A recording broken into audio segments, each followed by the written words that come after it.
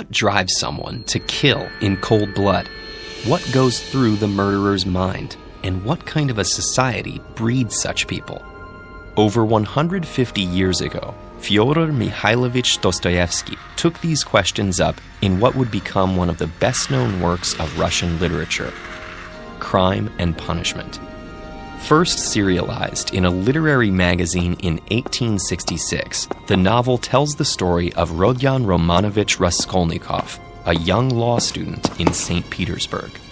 Raskolnikov lives in abject poverty, and at the start of the story has run out of funds to continue his studies. Letters from his rural home only add to his distress when he realizes how much his mother and sister have sacrificed for his success. Increasingly desperate after selling the last of his valuables to an elderly pawnbroker, he resolves on a plan to murder and rob her.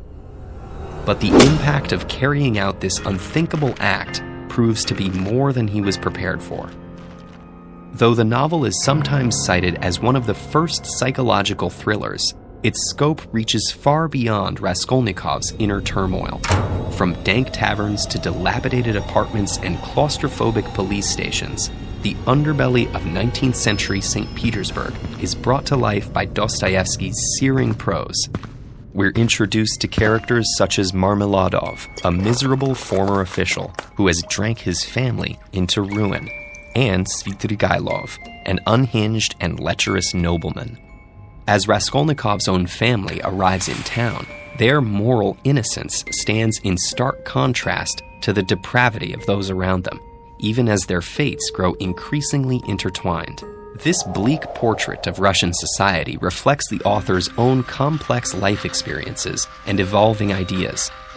As a young writer who left behind a promising military career, Fyodor had been attracted to ideas of socialism and reform, and joined a circle of intellectuals to discuss radical texts banned by the imperial government.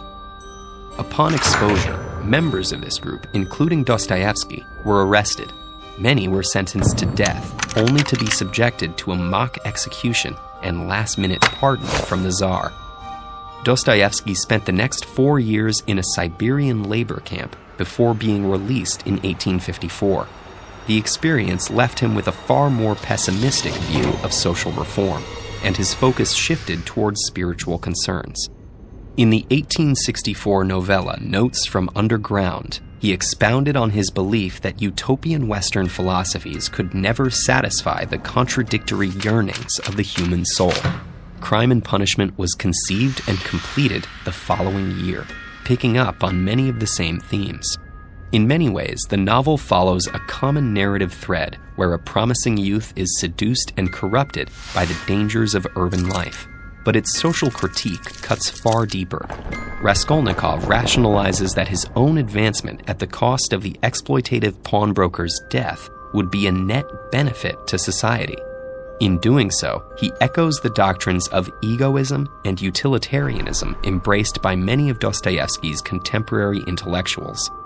And in believing that his intelligence allows him to transcend moral taboos, Raskolnikov cuts himself off from his own humanity.